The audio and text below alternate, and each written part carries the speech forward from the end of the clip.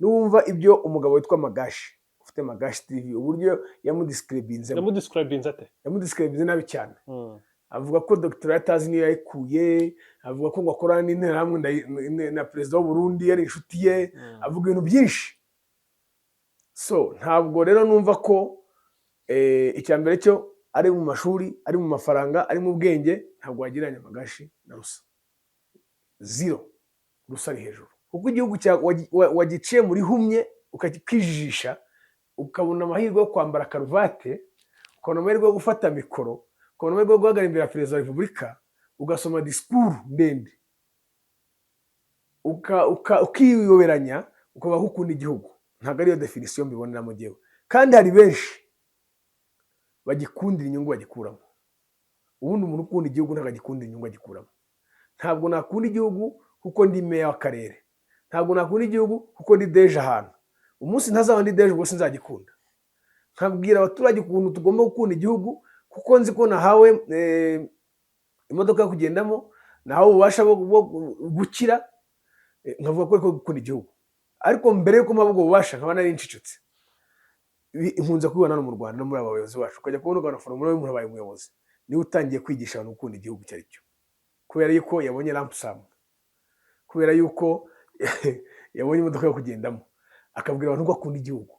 Umunsi atazaba agifite izo opportunities. Nangeze kuri section ya 4 harimo abandi bantu noneho bo baje kwica ibyamaze gukorwa, ntibazana igisubizo ahubwo bakazana confusion. Urugero rwiza ni Omar Karegeye. Omar Karegeye nawe ntaho Karegeye ariko nabonye abanyarwanda bamukunda, ibitekerezo byo bavuga bati byibuze upfa kuvuga ibintu bari abanyarwanda batinya kuvuga. Abenshi bamukunda ni bigarasha.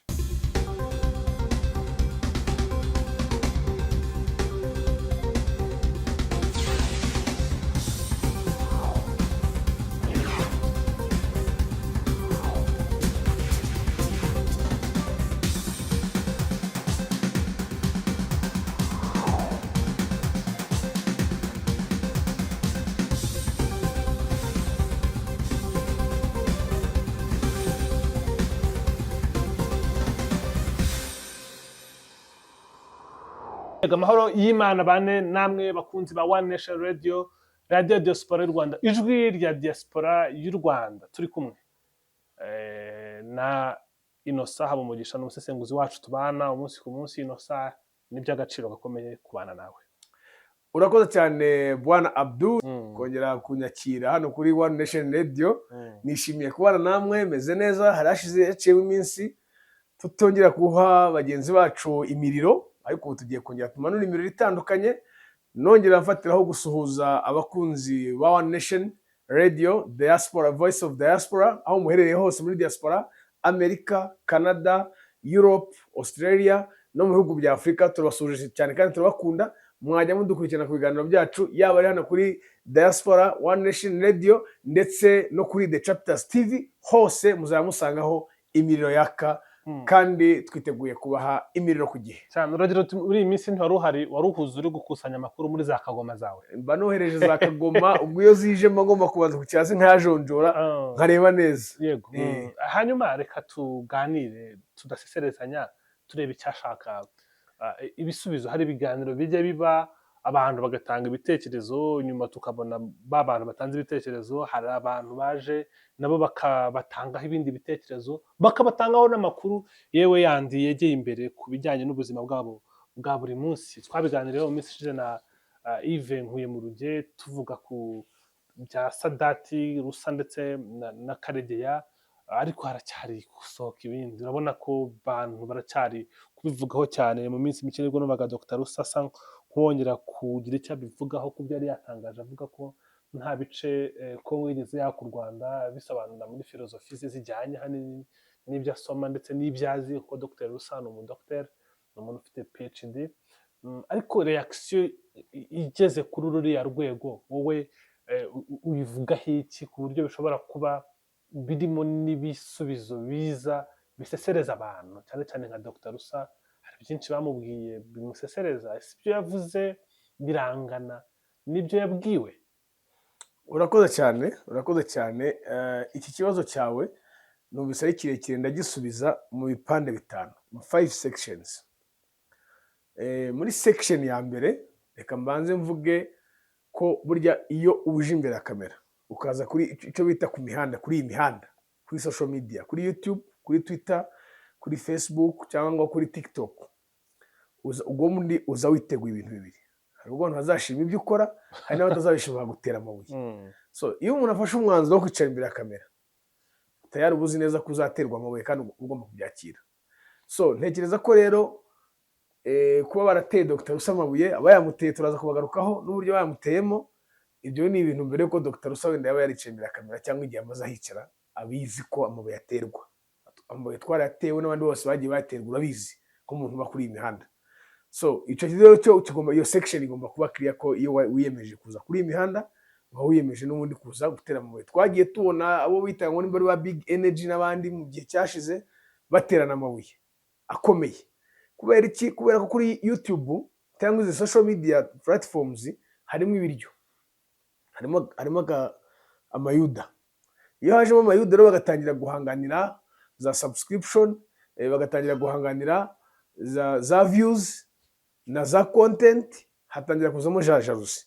Ninde wujuje abasub 100,000, ninde wujuje miliyoni y'abasub, hakazamo utwo tuntu tw'utujaruzi bagatangira guterana amabuye. Ahari niho biva. Iyo ni section ya mbere.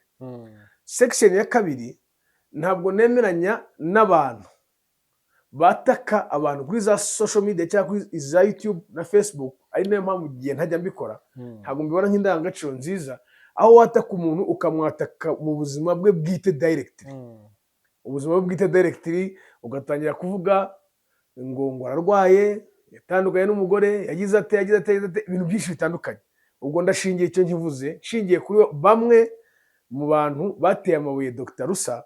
Harimo wavuze ku muryango we, anavuga ko abona ko ameze nk'urwaye, anavuga ko abona ko atazi nawe kwirira doctor. Kiriya nacyo ndakinenga.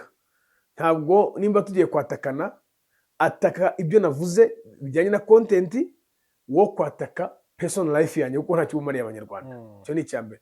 Ikindi cya kabiri, nimba ntanze igitekerezo cyanjye cyangwa nanarije muko numva ibintu ku giti cyanjye nka opinion yanjye nka Innocent, wowe ukaza hari ibyo uzi kandi ubona ko bifitiye akamaro abanyarwanda bari burebe ibyo bintu, ngwino uvuguruza ibyo navuze kandi bikore politely. So ntekereza ko muri iyo section rero hazamo wenda principle yo kuvuga ngo tujye turubahana, kuko under one thing cyangwa se collectively twese tuba dukora akazi kamwe, tuba tumaze kuba abavandimwe. Buri uzasanga henshi, uzasanga nk'abantu bakora akazi kamwe bakundana. Abaririmbyi ugasanga barakundana, abashushanya, abanyamideri, abanyarwenya ugasanga bari kumwe. Aba YouTube rero ntabwo baragira kuri iyo spirit. I think icyo tuzagishinge Mama Rwagasabo Scovi nk'umunyamakuru, akaba n'umuyobozi w'abanyamakuru, uhagarariye ukaba umuyobozi w'abanyamakuru bigenga, azagerageza rero ukuntu yajya ahuza abantu kugira ngo tujye tumenya principle yo kubahana no kuntu ariko hari amahostility ari kuza adaturutse hagati y'abanyamakuru, akaza abasesenguzi. Burya ntabwo ari abanyamakuru, n'abantu batanga ibitekerezo. Ariko burya kuba waza uri umusesenguzi, kuba waza uri umusesenguzi byanga bikunda under what circumstance utayari buryo wagize mu itangazamakuru. Burya ubwo hari igihe usesengura n'ibyo hari umusesenguzi we yatanze ibitekerezo byo kabyumva. Yego. Hanyuma icyo turi kugarukaho ni reaction iba nyuma y'ibyo bitekerezo. Kuki hari igihe yinjira ngo bavuze ngo nacu bicagagure mu bice bitanu? Kuki hari igihe yinjira mu buzima bwa buri munsi? Ubonye ko Dr. Rusa batangiye no kumusesereza nk'uko bivuze, batangira no gukomoza no ku bindi bihuye n'ubuzima bwe bwite bwa buri munsi. Igitekerezo yatanze nimba umuntu agifite, kuki utakirwanya nk'igitekerezo ahubwo urwanya umuntu watanze igitekerezo? Nicyo nari ndi gusobanura. Nicyo nari kuvuga ngo tugiremo principe y'ubwubahane. Nuwumva ibyo umugabo witwa Magashi, ufite Magashi TV, uburyo yamudescribinze ate? Yamudescribinze nabi cyane. Avuga ko Dr. atazi niyo yayikuye, avuga ko ngo akorana n'interahamwe na perezida w'u Burundi, yari inshuti ye, avuga ibintu byinshi. So ntabwo rero numva ko icyambere cyo ari mu mashuri, ari mu mafaranga, ari mu bwenge, ntabwo wagiranye Magashi na Rusa. Zero. Rusa ari hejuru. Rusa simuzi, sindahura nawe vis-a-vis, ariko ndakubwira uko mbona ibintu nuko asobanura ibintu kuri za YouTube zitandukanye. Section number 3. Ubwo number 2 nisoza nakubwiye ngo Mama Rwagasabo Scovi umuyobozi. arebere hamwe uko yazajya ahuza aba bayutuberi bose, niba ngombwa azakore na database yabo kugira ngo n'uwitwaye nawe ajye amenya uko urugaga rumuhana, kugira ngo bibe ibintu biri serious. Step ya gatatu, section ya gatatu, noneho ni section y'abantu bari uza gusangamo ba bantu basesengura. Hari abaza bafite reality, bafite n'amakuru afatika, akubwira ati iki n'iki wakiverifika ugasanga niki. Hari n'uza ari buhimbe kugira ngo akunde yibonere views. Uwo niwe mubi rero, kuko n'ubundi wiyoroka n'abanyarwanda akanababeshya agatanga n'amakuru atariyo. Ahanini iki cyiciro uzagisangamo abantu babanebwe batajya kuri tere ngo bishakire amakuru. Bo bareba gusa ngo nimbona views ndabona amafaranga, ariko content zabo zitarimo education. Muragiye ngerageza muri content zanjye, nimba uzikurikira neza, ncomekamo nk'akantu kamwe cyangwa tubiri turi buza n'ubumenyi. Ariko nureba content wenda tuvuge za Pastor Claude, nta bumenyi burimo, zi empty content. Ubwo Pastor Claude na Magaci baraza kukorohera nibumva. Nta n'ubundi busiga uyu munsi rega. Section ya 4. Okay, tukiri muri section ya 3 hakabamo n'abantu batanga content z'ubwenge zigisha. Byibura wanayumva, buriya rusa hari ibintu avuga byinshi birimo amateka, birimo ibitabo yasomye ushobora gushaka ukagisoma ukareba ugasanga kirimo ibintu by'ubwenge. Section ya 4, hari n'abandi bantu bashaka kwigaragaza gusa, batagize icyo bica, batagize icyo bakiza, babana beza. Nkaba umukada w'igihugu, ugasanga aritwikiye avuze ibiri aho ngaho, nta muntu akomerekeje ntaki, ariko avuze reality. Ugasanga wenda nabari aba jihad, byibura bo bapfa gutanga ibiri kubaho tutari tuzi, tutari twakekaga kandi byanyabyo. Muri mukada ntabwo yahimba, kirazira. Hanyuma section ya nyuma rero hakaza noneho abajya kumera nk'intyoza, utamenya aho baherereye cyane. Ibintu ndi guca mu machapter warugarukiye kuri kubanyabandi badafite cyo bishe. Kuri section ya 4 harimo abandi bantu noneho bo baje kwica ibyamaze gukorwa, ntibazana igisubizo ahubwo bakazana confusion. Urugero rwiza ni Omar Karegeye. Omar Karegeye nawe ntaho Karegeye, ariko n'abanyarwanda bamukunda, ibitekerezo byo baravuga bati byibuze upfa kuvuga ibintu bari abanyarwanda batinya kuvuga. Abenshi bamukunda ni bigarasha, kuko akenshi uzarebe we niyo ari gutanga gusapotinga bari abantu b'ibigugu b'ibigarasha. Uzarebe hera kuri Majyambere Silas, ikiganiro yamutanzeho, kandi Majyambere Silas ni aduyi number 1 w'u Rwanda. Perezida Nkurunziza n'ukuntu amutaka ni aduyi w'u Rwanda. So iyo urebye rero iyo section y'abo bantu ugasanga wenda ubwo turacyagaruka kuri kiriya cya rusa n'uburyo yavuze rusa, ariko we cyane cyane buriya aho yavuze akomeye naho yavuze Sadati, kuri Munyakazi Sadati. Ariko yavuze Sadati agendeye kuri rusa, aravuga ati Sadati ntabwo akwiriye guhuza atondagira umuntu nka rusa, avuga ko tugize ibyago hakaboneka abandi bantu nka Sadati batondagira abantu kuriya cyaba ari ikibazo gikomeye. Kandi nawe niba numva neza uko ubivuga, ntabwo uri gushima abantu batondagira abandi. Nicyo navuze. Ariko icyo navuze none nawe ntabwo yakabivuze muri ya sansi, kuko icyambere cyo Sadati ni umushoramari ukomeye, ni umushoramari uzwi na leta, ni umushoramari wishyuye imisoro, ni umushoramari utunze abanyarwanda benshi. Iyo mvuze ngo atunze abanyarwanda benshi, abantu bacyumve neza icyo, ni ukuvuga ngo iyo uri umushoramari utanga akazi, kuba akazi agaha abanyarwanda, bari abanyarwanda bakajya gutunga imiryango yabo. Ni umushoramari utanga imisoro, iriya misoro niyo tubonamo iva mu izi kaburimbo, niva mu aya bitaro, nivamo erega nta wanenze Sadati amashuri. Kubushoramari uko yabivuze Karegeya ajya kubivuga, ntabwo yakwiye kuba yarabanje kujya kureba kujya kuvuga ngo yatondagiye. Sadati yatanze opinion kuba ku rwego rwo gushora imari ingana gutyo no kwishyura imisoro biguha ubushobozi bwo kugena ukunda igihugu kuruta undi n'ibipimo bigenderwaho ko uyu muntu ari muri iyi kategori runaka. Ariko bivuga ko dufite principe y'ubwisanzure, gutanga ibitekerezo, kandi Sadati yatanze igitekerezo cye. Cyane ko Dr. Rusa nubwo nkubwiye ko ari umusaza mukuru twagukwiye kubaha nk'indangagaciro y'abanyarwanda tuba dufite kubaha, ariko wibuke yuko nawe icyo yavuze cyari gikomeye cyane kandi cyari kibi. Icyo yavuze ni iki? Kuba yaravuze ko Kongo yishubije ibyo u Rwanda rwari rwarayinyaze. Uvuga ngo mu yandi magambo buriya yashinjwe na ko rwari rwaranyaze Kongo. Iki cyumvikane neza. Sadati rero yamushubije ashingiye kuri ibyo nk'umunyarwanda uri patriote. Sadat ari umunyarwanda akunda igihugu, tujye tubyemera. So Omar Karegeya rero giyewe cyo munengaho cya cyiciro nakubwira cyabo yagakwiye kuza. Omar nkeka ko ari umuntu ushobora kubuza ibintu by'amateka cyane, ibi yavuga uko mu by'ukuri wumva afitemo n'ubwenge, ariko hari igihe nakubwira ngo aje yagakwiye kuza abwira Sadat wenda ati ibi wabivuze nabi, cyangwa se Dr. Rusi wabivuze nabi. Ni nawe muntu mukuru mu YouTuber ufite imyaka myinshi, yagakwiye kuza yungaho kugira ngo azashwanishe. Nese yavuze ngo ntihavuka ngo abantu ngo barenga ngo nimba ari 100 harya bameze nka Sadat. Abwo bavuze iki? Avuze ko Sadat ari umwanzi w'Abanyarwanda, Sadat ari umwanzi w'u Rwanda. Icyo ashatse kutubwira ubwo se ahinduye iki mu byo Dr. Rusi yavuze?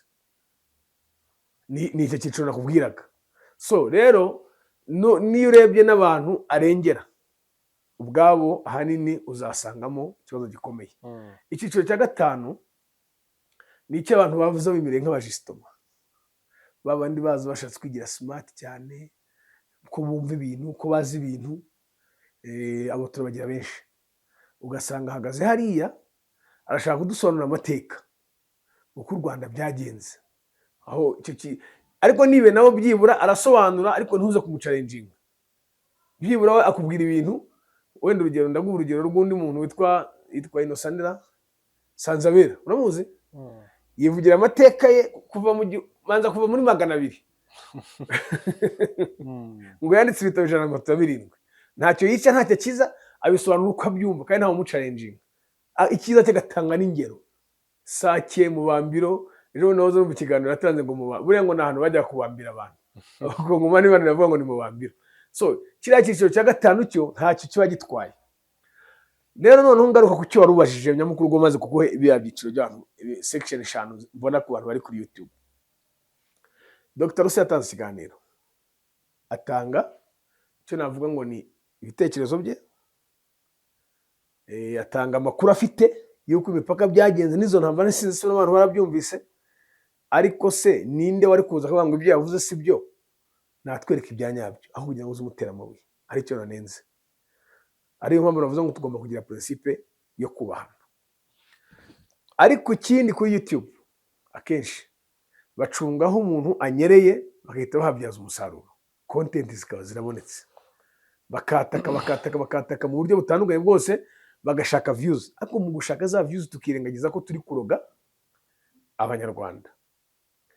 Ikindi kibazo gihari nanone mbona wenda cyo nakigaruka ku mateka yacu nk'Abanyarwanda. Amateka yacu buriya ni amateka abantu bagomba kwitondera cyane, kuko buriya amateka yacu yo nyabonye giye Abdul ari mu cyo nakwita gap. Yego, iyo mvuze ngo harimo gap abantu babyumve neza, hari ahantu tugera tugakoresha amateka ameze nk'amahererekano. Kanaka yasize avuze ibi byagenze gutya, nawe ukabigendera ukabivuga uko babikubwiye. Ubundi muri iyi twakwiye kuba dufite amateka yanditse wenda kuva nko mu 1910 kugera uyu munsi. Ariko ubu ngubu ntekereza ko reka dufate nk'imyaka 20 kuva mu 1940 kugera mu 1950 ushobora gusanga amateka yacu atari documented. Tuvuga gusa ngo hariho ingoma ya cyami. Kuva mu 1950 kugera mu 1960 amateka avuga cyane nayo muri 1959 igihe birukanaga Abatutsi, bamenesha Abatutsi batwikira bakajya i Bugande, abandi bakajya za Burundi no muri Kongo. Ayo ariko mbere yaho gatoye ushobora gusanga amateka atanditse. Niyo gap navugaga. Iyo gap rero niyo yagakwiye kuvamo amateka kandikwa gategurwa neza akaba documented, ku buryo umuntu naza agenda gutanga n'icyo kiganiro ashobora kuba jewe nifashishije igitabo cyitwa akirefera ku mateka runaka cyateguwe na kanaka, cyangwa se nimba binahari hari naho bibitse bikagaragazwa abantu bakajya bisoma n'urubyiruko rukabisoma. None wava muri 59 kugera muri 60 kugera muri 70 wenda ho hari byabaye documented, nabyo ni bikeya, ntabwo ari byinshi cyane pe. Muri 70 kugera muri 80 nabyo ni bikeya, ugasanga haracyarimo gap mu buryo amateka yacu ari documented. Ari nacyo kizana bimwe muri ibi bibazo, kuko abantu abenshi b'Abanyarwanda benshi batangiye gusobanukirwa ibya conference y'Iberlin aruko M23 itangiye kurwana. Batangiye kumenya ko Masisi yari y'u Rwanda aruko M23 itangiye kurwana. Batangiye kumenya ko Mbarara Mbarara n'ahandi hose hano mu bice bya Tanzania hafi hari mu Rwanda.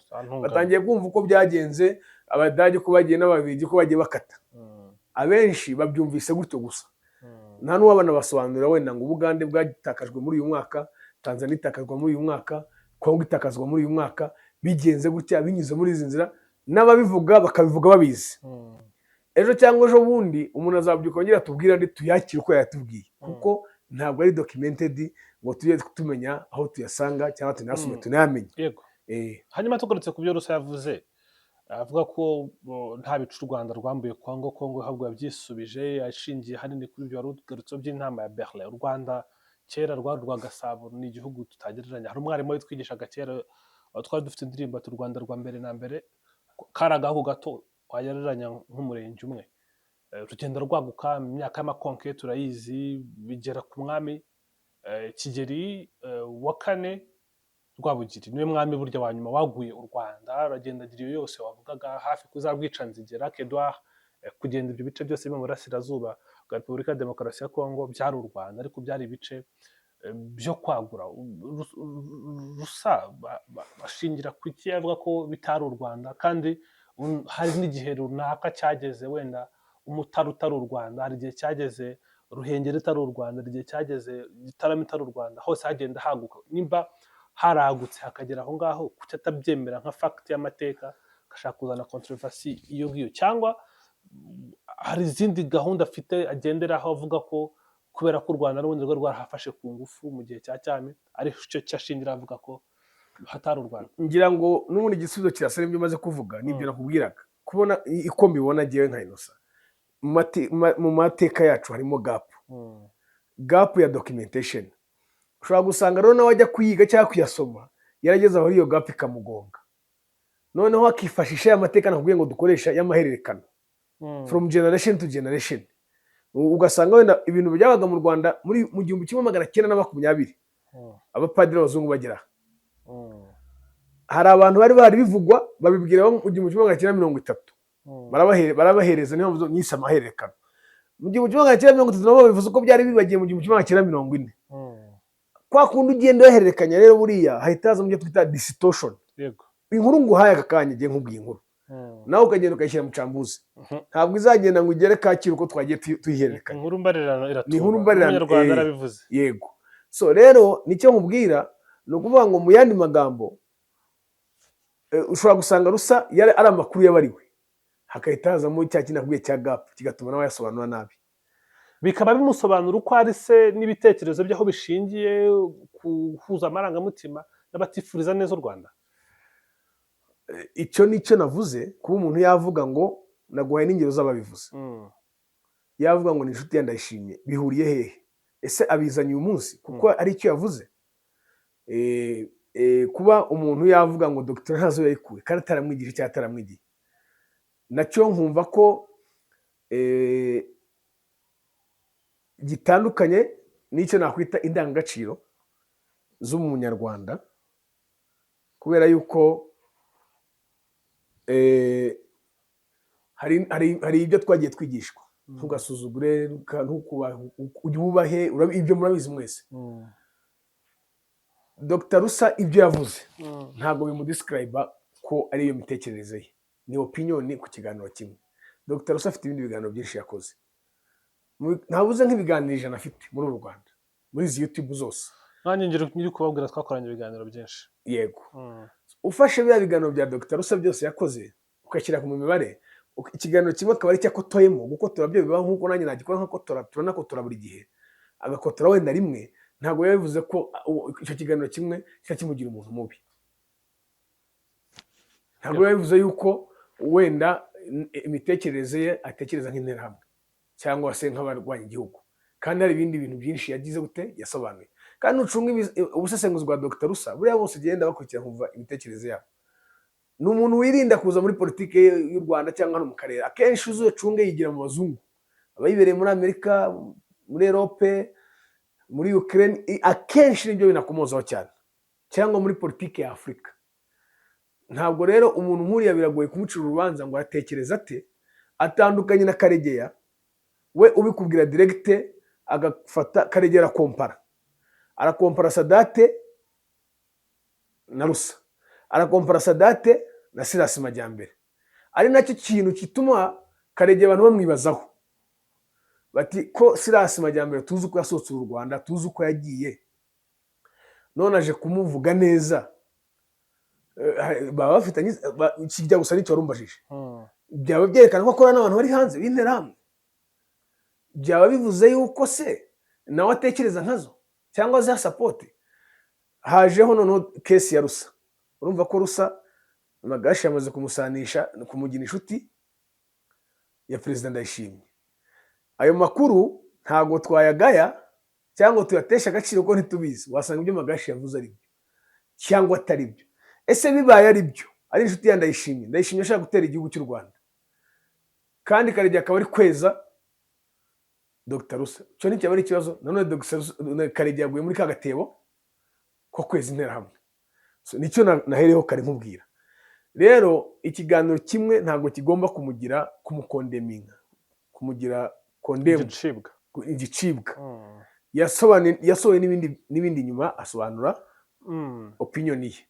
Ahubwo mureka durebe ngo cyangwa dutegereze dushaka umunyamateka ntawe ndabona neza uri buze kutubwira iby'iyi mipaka, noneho tugahita dukuramo n'isomo. Niba ngombwa dufate n'ikaramu twandike, wenda nibashaka bazamujyane kuri televiziyo y'u Rwanda bamuha isaha cyangwa amasaha abiri byibura duhe samari, buri muntu wese yandike dufate note, tumenye ngo Karagwe yagiye ryari, tumenye ngo Mbarara byari bimeze bite, tumenye ngo Masisi, Goma, Bukavu, ese uko byari by'u Rwanda byagiye bigenze bite, n'izo conference za Berlin bazishyiremo n'imyaka timeline byose tubimenye, noneho tujye tuvuga amateka yacu tuyazi. Abashinzwe amateka rero mu gihugu cyangwa abanayigisha bashaka umuntu umwe ajya hariya bidusobanurire cyangwa bishyire mu nyandiko tubibone bijya hagaragara. Hanyuma mbwira, utekereza iki ku ijambo rikunze gukoreshwa cyane muri ibi ngibi ryo gukunda igihugu? Muri dictionary yawe gukunda igihugu ni iki, bigaragazwa iki tubihuje n'ibihari ku mihanda nk'uko wabivuze? Ni ijambo ubona rikoreshwa rite? N'icyo umuntu akora, n'icyo umuntu yandika akaba yujuje ibisabwa mu gukunda igihugu, n'icyo umuntu yandika, n'icyo umuntu avuga akaba agizwe umwanzi w'igihugu? Urakoze cyane, icyo kibazo kiri complex, ndagisobanura uko nyumva ariko n'indyo impunguro zangemurira. Ni ukuvuga ngo iri jambo gukunda igihugu abanyarwanda benshi bariryuririyeho bashaka kuririraho. Ntabwo abantu bose bavuga ko bakunda igihugu, iki gihugu ariko bagikunda, ntibakatubeshye. Twagiye tubona ingoma zagiye ziba mu bihugu bitandukanye, zahirima abasangiraga n'iyo ngoma bakaba ari bo babambaye kuyitererana. Yaba ari ku ngoma ya Habyarimana, hari abantu bamubwira ko bamukunda kandi bamwemera, kandi babaga bari kumwe nawe mu rugwiro bari kuganira, nimugoroba bagahamagara ku murindi bakamubwira uko byagenze, asangira nabo ku isahane kandi bamubwira ko bamukunda. Hari n'ibindi bihugu twagiye tubona, nkanjye nabaye cyane Zambia. Ni ukuvuga ngo mu myaka nahabaye hayoboye amashyaka abiri ku butegetsi. Wari uriyo ku ngoma yande? Nagiye ku ngoma ya Chiluba, President Chiluba yavuyeho hajyaho umwana wasa. Abasangiraga na Chiluba bamwe bari bashaka kumuha third term, baramuhinduka bigira kwa mwana wasa. Mwana wasa yavuyeho hajyaho Rupiah Banda, bamwe baramuhinduka bakanamuvuga nabi. Rupiah Banda yavuyeho hajyaho Sata, ba bandi yasangiraga nabo baramuhinduka.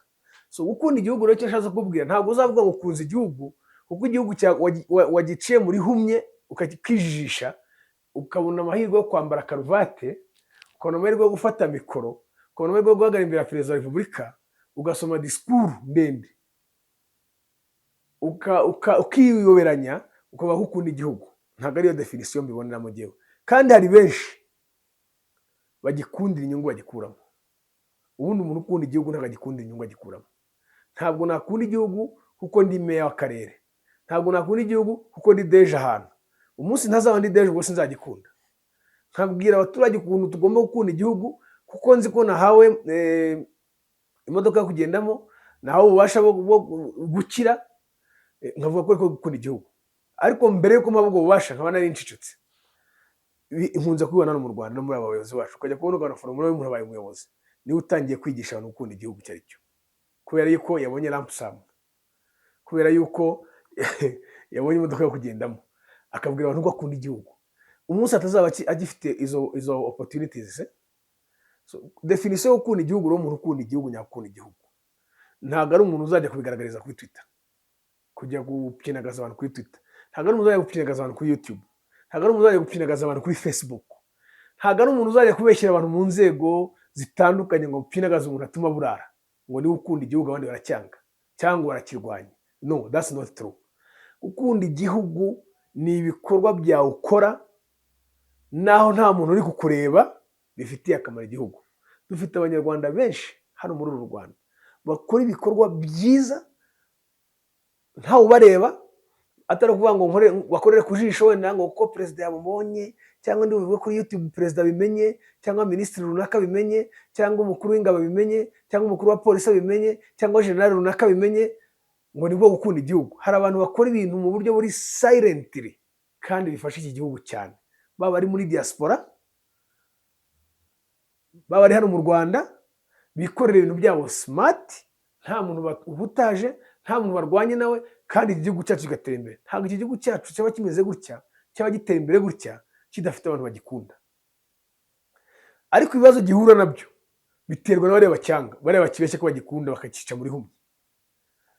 Ntabwo wambwira gukunda igihugu utaragaragara mu muganda na rimwe.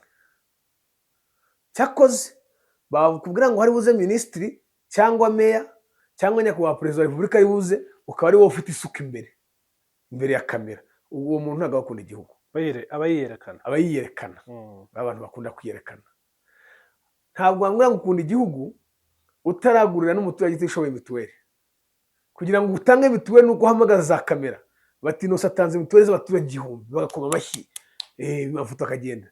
Innocent yatanze inka, yagabiye abaturage inka. Kurasa gukunda igihugu kuriya ni ukwibonekeza.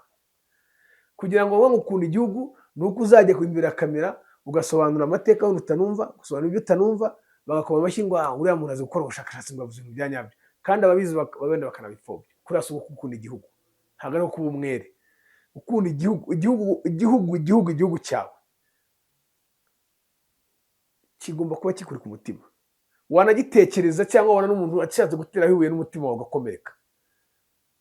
Ntabwo igihugu kibonera mu maso cyangwa ku rurimi, igihugu ugomba kuba gifite ku mutima. Kandi biragoye kureba mu mutima w'umuntu ngo umenye ngo Abdul akunda igihugu cyangwa aracyanga, Innocent akunda igihugu cyangwa aracyanga. Ibyo biragoye.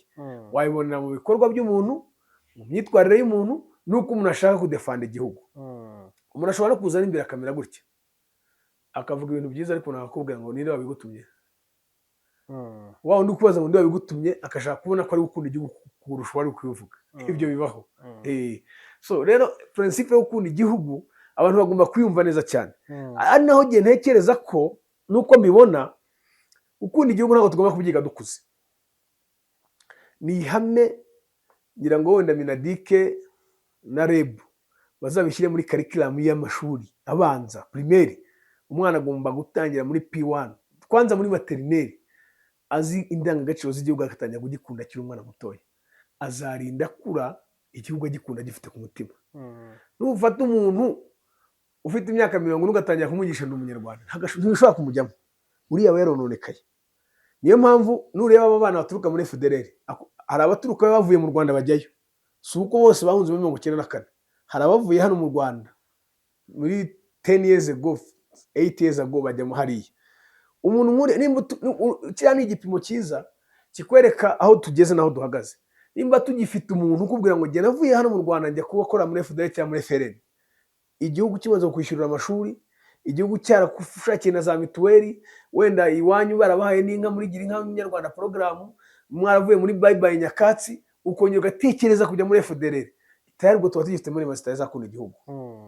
Niyo bamubwiye ngo buriya binashobotse igihugu gishobora kuzakira muri curriculum kwigisha abana bakiri bato, umuntu agakura yumva igihugu cyanjye ni iki ngiki. Erega buriya abanyarwanda aho tuva tukagera nta rundi Rwanda ruzabaho, ni urunguru Imana yaduhaye.